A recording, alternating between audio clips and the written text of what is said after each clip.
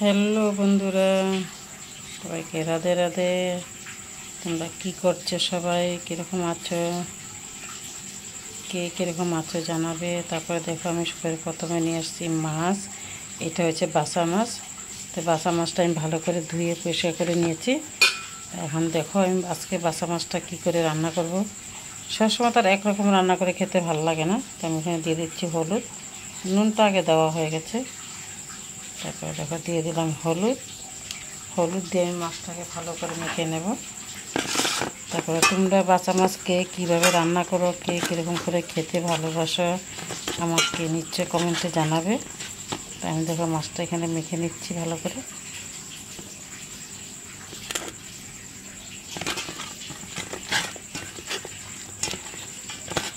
দেখতেই পাচ্ছ।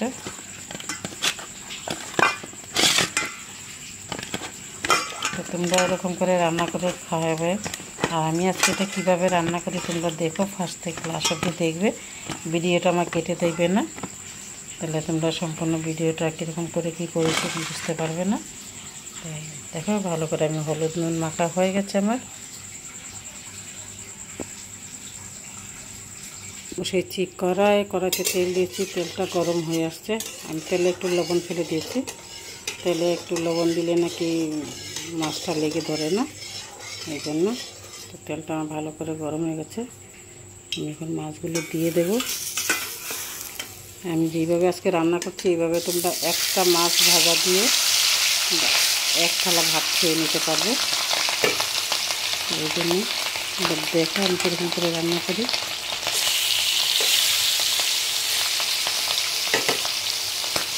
এক হাতে মোবাইল ধরে ধরে এক হাতে রান্না করার মাছ কী বলবো, আর মোবাইলটা ক্যামেরাটা নড়ে।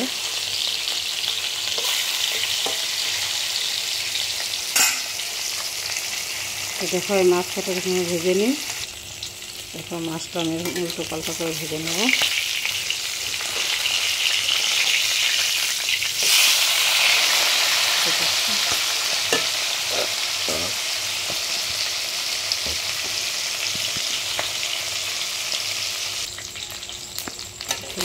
খুব একটা ভাজবো না, একটু কমই ভাজবো।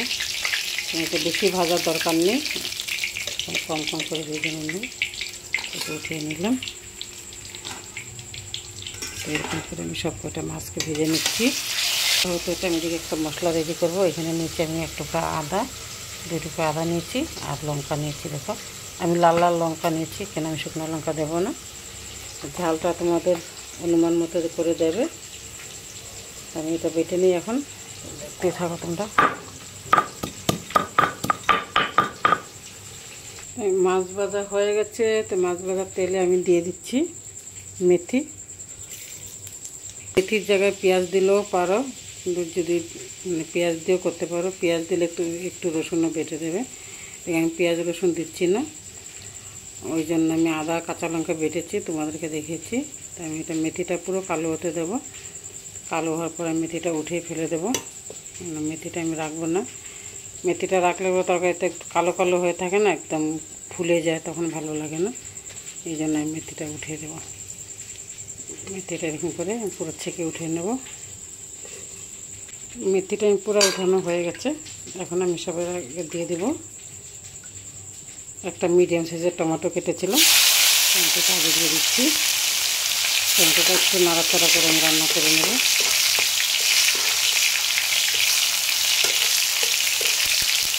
ঠিক আছে, তারপর দিয়ে দিচ্ছি আদা আর কাঁচা লঙ্কা বাটা। আদা কাঁচা লঙ্কাটা দিয়ে আমি আর একটু নাড়াচাড়া করে রান্না করে নেব। তেলটা আমি কম করিনি, কেন এটাতে একটু তেল লাগবেই। এই জন্য আদা কাঁচা লঙ্কাটা একটু নাড়াচাড়া করে রান্না করে নিচ্ছি। ঠিক আছে,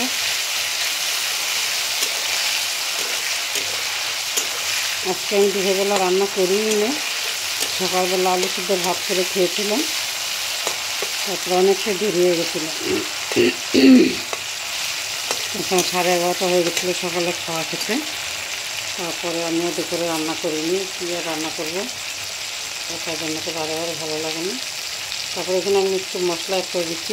প্রথমে দিচ্ছি 1/2 চামচ মতন হলুদ পাউডার, হাফ চামচ জিরা পাউডার, তারপরে দিয়ে দিচ্ছি হাফ চামচ ধনিয়া পাউডার দিয়ে আমি এখন মশলাটাকে ভালো করে ভেজে নেব। এখন নাড়াচাড়া করে নেব, কেননা আবার মশলাটা লেগে গেলে ভালো লাগবে না খেতে। তো মশলাটা যেন লেগে না যায়, এই জন্য এখানটায় দিয়ে দিচ্ছি একটু সামান্য জল দিয়ে ভালো করে মশলাটা আমি কষিয়ে নেব।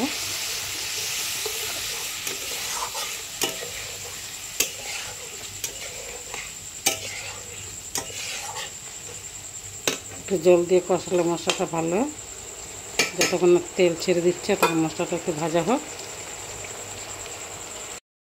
আচ্ছা, মশলাটা পুরো ভাজা হয়ে গেছে, কীভাবে তেল ছেড়ে দিয়েছে। তো এখন আমি এটাতে দিয়ে দেবো পরিমাণ মতো নুন দেওয়া হয়নি, মাছের নুন আছে এই জন্য কমিয়ে দিচ্ছি। তারপরে এখানটায় দিয়ে দিচ্ছি হাফ চামচ থেকে একটু কম গরম মশলা পাউডার। দেখছে হয়ে গেছে সম্পূর্ণ মশলাটা ভাজা। মশলাটা ভালো করে না সাতলালে খেতে ভালো লাগে না, আমি এখান থেকে সাতলিয়ে রান্না করছি। আজকাল এত কিছু রান্না করি না, একা থাকি, কোনো বেশি রান্না টান্না করতে আমার ভালো লাগে না, কিন্তু কত আর এরকম করে থাকবো না, এই জন্য ভাবছি যে আজকে একটু মাছ রেখে দিলাম, রেখে তারপরে করছি। মশলাটা ভাজা হয়ে গেছে, এখন এখানে আমি দিয়ে দিচ্ছি জল খুব বেশি দিচ্ছি না আমি, দেখো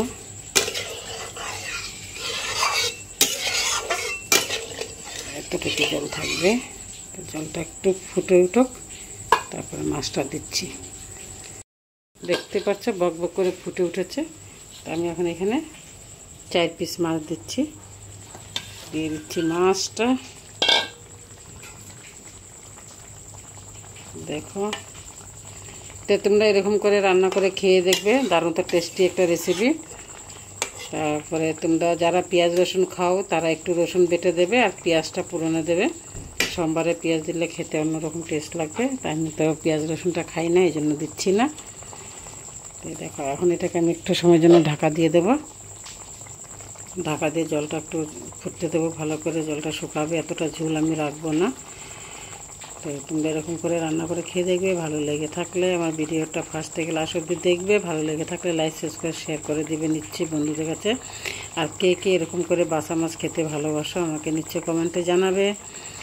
তারপরে এরকম করে রান্না করলে তোমরা 1 পিস মাছ দিয়ে একটু সামান্য ঝোল দিয়ে 1 থালা ভাত খেয়ে নিতে পারবে। কিন্তু দেখতে পাচ্ছ, দেখতে কি সুন্দর হয়েছে, খুব দারুণ তো একটা সেন্ট বেরিয়েছে। কিন্তু কি বলবো, তোমরা তো পাচ্ছ না, আমি তো পাচ্ছি।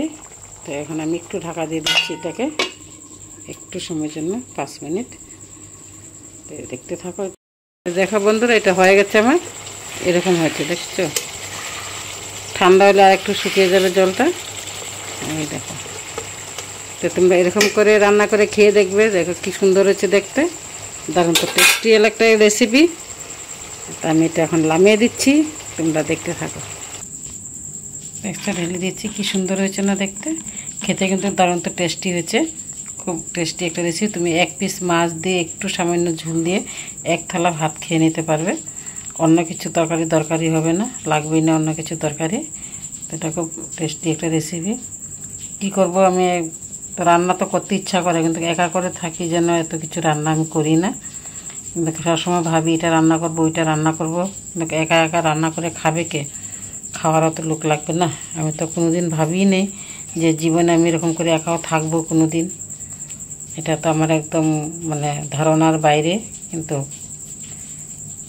কী করবো, ছেলে মেয়েরা সবে যা সেটেল হয়েছে, নাতিকে এখানে স্কুলে দেওয়ার পর থেকে একা হয়ে গেছি পুরো। আসে, কিন্তু আসলে তো সঙ্গে তো সবসময় থাকে না, এই জন্য রান্নাবান্না আমি এত করি না, ভালো লাগে না আমার করতে। একবার একটু রান্না করলে যত কম করে করলেও থেকেই যায়, এই জন্য খুব কমই করি। তো আজকে রেসিপিটা যদি তোমাদের কাছে কীরকম লেগেছে তোমরা নিশ্চয়ই আমাকে কমেন্টে জানাবে। আর তোমরা এরকম করে রান্না করে খেয়ে আমাকে কমেন্টে নিচে জানাবে, আর কে কোথা থেকে দেখছো সেটাও বলবে। তাই সবাইকে বাই বাই।